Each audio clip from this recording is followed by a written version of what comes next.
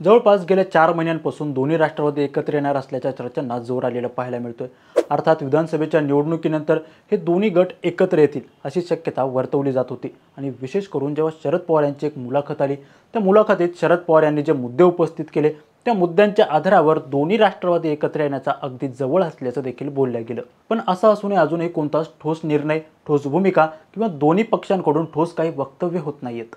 आता दोन्ही राष्ट्रवादी एकत्र येणार हे दोन्ही पवारांसाठी आवश्यक, गरजेचं आणि तितकंच महत्त्वाचं आहे। दोघांच्याही मनात सकारात्मक भावना आहेत, मग असं असूनही घोडं नेमकं अडलंय कुठं हा प्रश्न देखील उपस्थित होतो। पण महाराष्ट्राच्या राजकारणात असे काही नेते आहेत ज्या नेत्यांना कदाचित हे दोन्ही पवार एकत्र आलेले पटणार नाहीत असं दिसतंय। आता नेमके ते नेते आहेत तरी कोण, त्यांच्या भूमिका काय आहेत आणि दोन्ही पवार एकत्र न येण्यासाठी पाठीमागे ते नेते कारणीभूत आहेत का, या संदर्भात या व्हिडिओच्या माध्यमातून चर्चा करूया। नमस्कार, मी निरंजन आणि तुम्ही पाहताय इन्फोवारी। आता सध्या दोन्ही राष्ट्रवादी दोन्ही दगडांवर पाय ठेवून उभे आहेत।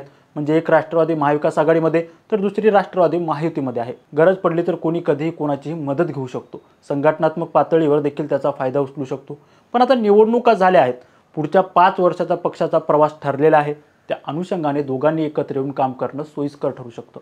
पण तरीही दोन्ही राष्ट्रवादी एकत्र येत नाही, त्याचे पाठीमागे जे काही नेते असू शकतात किंवा त्या नेत्यांची चर्चा असते, त्या सगळ्यात महत्त्वाचं आणि पहिलं नाव देवेंद्र फडणवीस यांचं येतं। समजा जर दोन्ही राष्ट्रवादी एकत्र आल्या तर अर्थातच शरद पवार असणार आहेतच। म्हणजे किती म्हटलं की शरद पवार रिटायर होतील, घरी बसतील, तर ते तसं होणार नाही।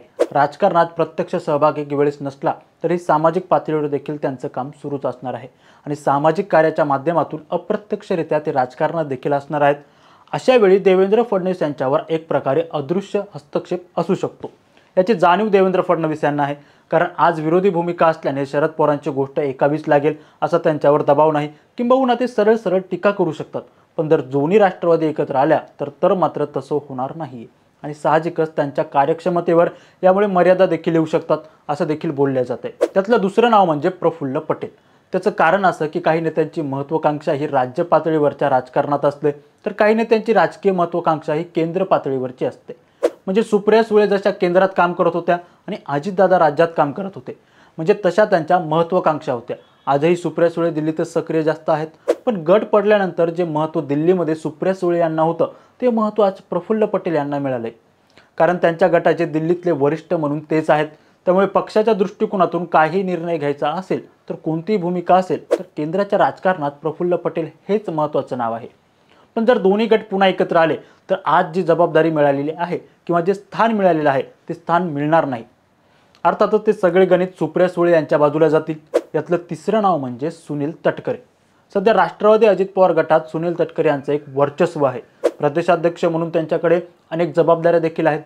अजितदादा आणि तटकरे हे अत्यंत महत्त्वाचे नेते असून अजितदादांशी सुनील तटकरे यांचे कनेक्ट होऊ शकतात। प्रत्येक निर्णय प्रक्रियेमध्ये त्यांची भूमिका महत्त्वाची असते। कुठे ना कुठे अजितदादांनंतर सुनील तटकरे हेच त्या पक्षाचे महत्त्वाचे नेते आहेत असं देखील बोललं जातं। मात्र जर दोन्ही राष्ट्रवादी एकत्र झाल्या तर हे असं असणार नाही, कारण त्यामध्ये जयंत पाटील, रोहित पवार, सुप्रिया सुळे, अमोल कोल्हे हे आहेत। अर्थात अमोल कोल्हे आणि रोहित पवार हे जरी नंतरचे असले तरी सुप्रिया सुळे आणि जयंत पाटील हे महत्त्वाचे, अत्यंत महत्त्वाचे नाव असणार आहेत। त्यामुळे आज जे निर्णय सुनील तटकरे घेऊ शकतात किंवा जे फ्रीडम त्यांना आहे ते उद्या असणार नाही। म्हणजे दोन्ही राष्ट्रवादी एकत्र आल्या तर फ्रीडम त्यांना मिळणार नाही। यातला आणखीन काही एक महत्त्वाचा फॅक्टर लक्षात घेतला तर आपल्या ध्यानात येईल की मुळातच भारतीय जनता पक्षाचा एकूण दृष्टिकोन शरद पवार यांना सोबत घेण्याचा नाहीये। कारण या अगोदरही शरद पवारांनी अनेकदा हात दाखवून ऐनवेळी कार्यक्रम केलेले आहे। त्यामुळे पुन्हा एकदा शरद पवारांना सोबत घेण्याची रिस्क भारतीय जनता पक्ष घेणार नाही। विशेष म्हणजे जर त्यांच्याजवळ ऑलरेडी अजितदादा पवार असतील तर त्यांना शरद पवारांची फारशी गरज त्या दृष्टीने आवश्यक नाही। जी गरज केंद्राच्या राजकारणात शरद पवारांची लागते ती तशीही त्यांना मिळू शकते। त्यामुळे भारतीय जनता पक्ष या दोन्ही राष्ट्रवादी एकत्र येण्यासंदर्भात सकारात्मक नसावी असं देखील बोलले जाते।